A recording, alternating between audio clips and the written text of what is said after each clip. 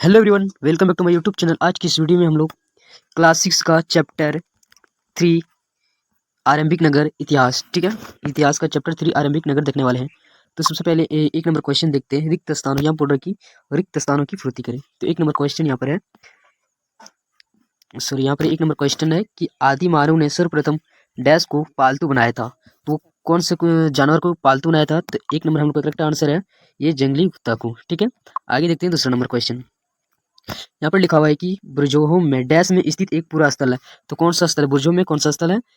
तो बुर्जोहोम में कश्मीर में बुर्जोहोम एक स्थल है, ठीक है, पूरा स्थल है। अब गढ़ नंबर पूछ रहा है कि यहाँ पर कि डैश में चावल की खेती का अवशेष मिला है। तो कहाँ पर मिला है? तो कोल्डिवा में मिला है। इसका करेक्ट आंसर हो गया कोल्डिवा। आगे देखते हैं। यहाँ पर लिखा हुआ है कि गड्ढे के नीचे बने घर को, ठीक है, गड्ढा के नीचे बने घर को डैश कहा जाता था। तो क्या कहा जाता था?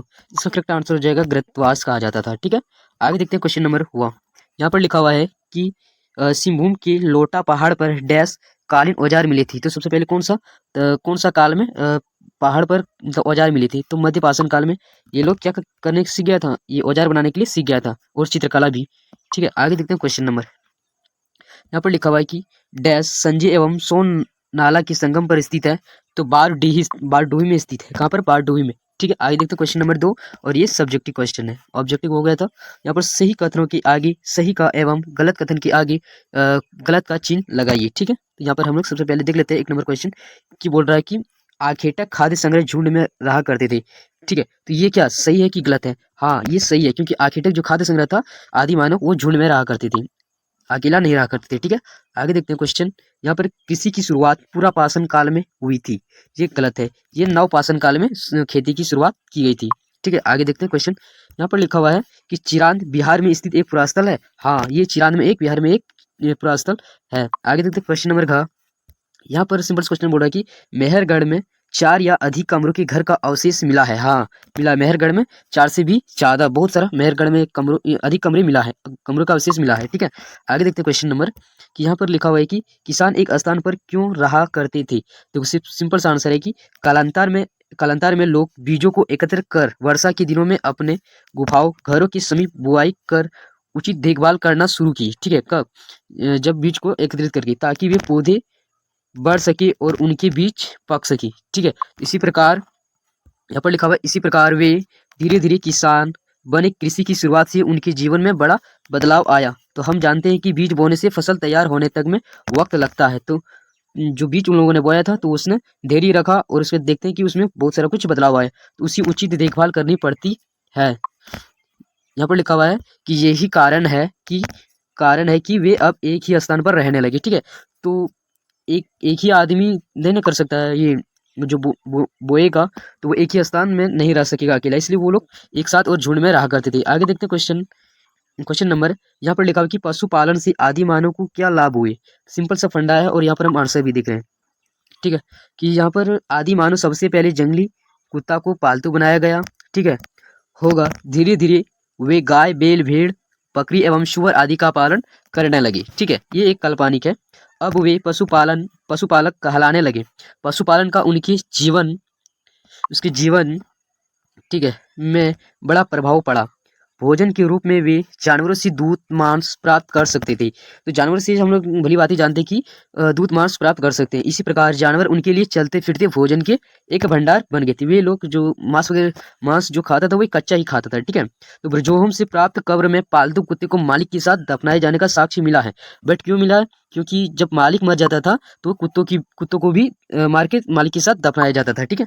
आगे देखते हैं question number 3, 7 number question number तक है, और सबसे बेस्ट है। तो आप लोग पूरे वीडियो देखिए, और वीडियो का चलो चैनल को सब्सक्राइब जरूर करिए। तो 3 नंबर क्वेश्चन देख रहे हैं कि बचने की प्रक्रिया से पालतू जानवरों में क्या परिवर्तन पाए गए हैं।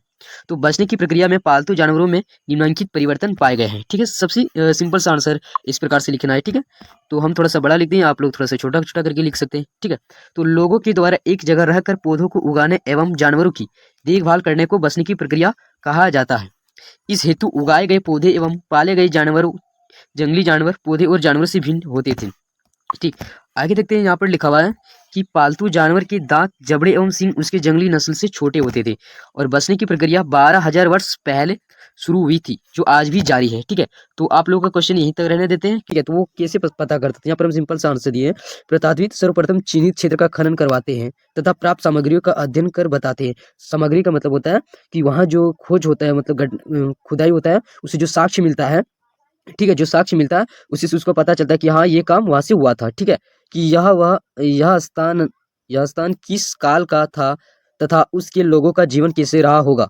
ठीक है, कैसे रहा होगा। यहाँ लिखा हुआ है, भारतीय उपमहाद्वीप की कई जगह पर पुरातत्वविदों को कृषि तथा पशुपालन के कई साक्ष्य मिले हैं, जो बिहार, झारखंड तथा दक्षिण भारत में पाए गए हैं। तो ये उपमहाद्वीप में तभी जब आदि मानव रहा करते थे, तो वहाँ नवपाषाण काल में बहुत सारा साक्ष्य देखने को मिलता है। तो उसी से पता चलता है कि हाँ तब का लोग ये सब काम करना सीख गया था। ठीक है, आगे देखते हैं क्वेश्चन नंबर 5।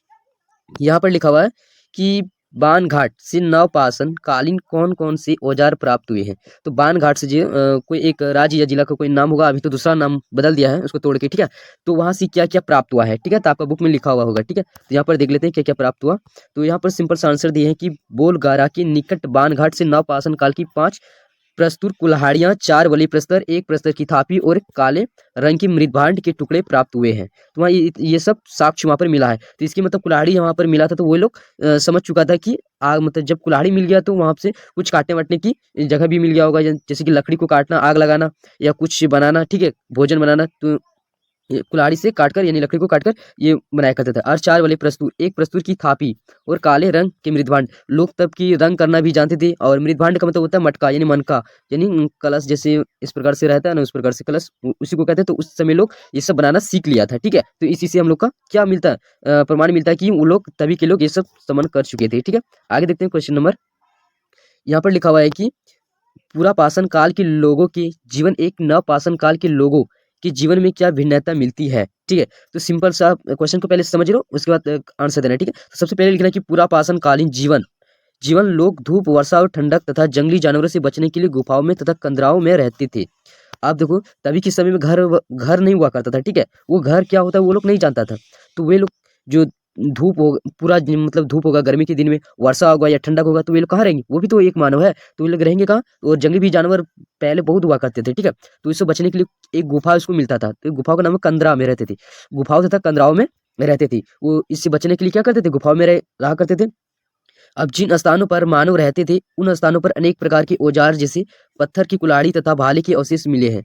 तो देखो, जहाँ पर मानव रहा करते थे, तो वो लोगों का काम क्या होता था, खाली बैठे हुआ रहता था, तो कुछ काम नहीं होता था। वो लोग क्या करता था, इस प्रकार से 1-2 चित्र बनाया करता था। वो चित्र बनाना भी सीख लिया था।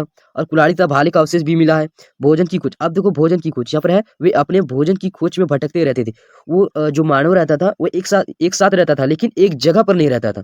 ये अलग अलग जगह पर रहा करते थे। ठीक है, तो और रहा करते थे एक साथ में, एक झुंड में रहा करते थे। ठीक है, तो लोग खाने के लिए जंगली शिकार करते थे। अब वे लोगों को थोड़ा पता था कि फल क्या होता है, चावल वगैरह सब क्या, तो ये लोग नहीं जानते थे। तो वो लोग मछलियाँ मछलियाँ और चिड़िया पकड़ते थे, जो पक्षी होते थे, मछलियाँ और चिड़िया पकड़ते थे। फल, और यहाँ पर क्या लिखा हुआ है, फल, कंद मूल, दाने, पौधे और पत्ते, अंडे इकट्ठा करते थे और खाते थे। ये लोग नहीं जानते थे कि फल फूल क्या होते थे। तो वो लोग एक आगे बताएंगे कि वे लोग कैसे समझ गए कि कृषि करना आरंभ हो गया था और किस कृषि कैसे किया जाता था। तो यहाँ पर लिखा हो कि नवपाषाण कालीन जीवन इस काल में कृषि, पशुपालन तथा आग के प्रयोग ने मानव को अस्थायी जीवन के लिए प्रेरित किया।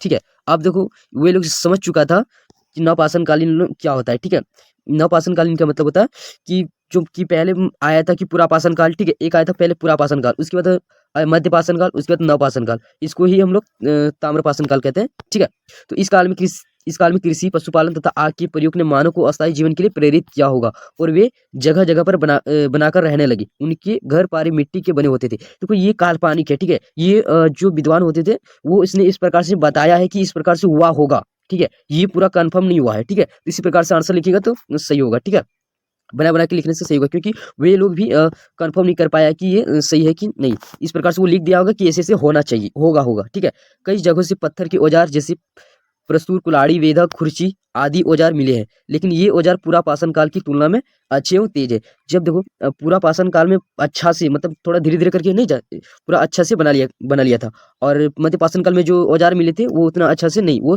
तभी सीख रहे थे। जो आदि मानव था वो सीख रहे थे औजार बनाने के लिए। तो नव पाषाण काल में स्त्रियों का जीवन कैसा रहा होगा, ठीक है? तो नव पाषाण काल में बोलते हैं स्त्रियों का जीवन कैसा रहा होगा? उत्तर वो तभी तो उस समय तो कपड़ा-वपड़ा होता नहीं था, वस्त्र नहीं हुआ करता था, ठीक है? तो इस काल में श्रम विभाजन की झलक मिलती है। कुछ लोग खेतों में काम करते थे, कुछ पशुओं की देखभाल करते थे, तो कुछ औजार और हथियार बनाती थी, ठीक है? स्त्रियाँ मिट्टी के बर्तन, जानवर हाँ, जानवर की सफाई, दूध निकालना, टोकरियाँ बुनना, झोपड़ियों बनाना आदि कार्य करती थी। बच्चे घरों में सूखते हुए अनाजों को पशुओं एवं पक्षियों से सुरक्षा करते थे। तभी के समय हम बोले ना नवपाषाण काल में बोले क्या करते अपना अस्थायी निवास बना लिया था, अस्थायी निवास बना लिया था, और एक साथ घर बनाकर कृषि भी करने लगा और पशुपालन भी करने लगा, ठीक है? और कृषि भी करने से वो लोग क्या करते कृषि से अपना पेट पालन करते थे, ठीक है? तो ये परिवर्तन सभी जगह एक साथ नहीं हुए थे। कहीं-कहीं स्त्री एवं पुरुष अभी भी शिकारी तथा खाद्य संग्रह का काम जारी रखे हुए थे। लेकिन हाँ, जो बोलता है कि सभी आदि मानव से सभी पुरुष और स्त्रियाँ एक साथ नहीं रहा करते थे, क्योंकि कुछ आदि मानव को पता था कि ये सब कृषि करने से हम लोग का ज़िंदगी में लाइफ में सुधार आ सकता है। तो कुछ आदि मानव को पता ही नहीं था। तो कुछ आदि मानव क्या करता शिकारी तथा खाद्य संग्रह का काम जारी रखे हुए थे। कहीं कि इससे नहीं हुआ तो इससे हम लोग का 1 पॉइंट में बच जाता है, ठीक है? तो बोलता है आगे देखते हैं क्वेश्चन। यहाँ पर लिखा हुआ है कि कई कृषि तथा पशुपालन को अपनाया गया था। कुछ जगहों पर लोग मौसम के अनुसार अपनी जीविका चलाते थे। तो कुछ लोग अपने मौसम के अनुसार से चलाते थे। जैसे कि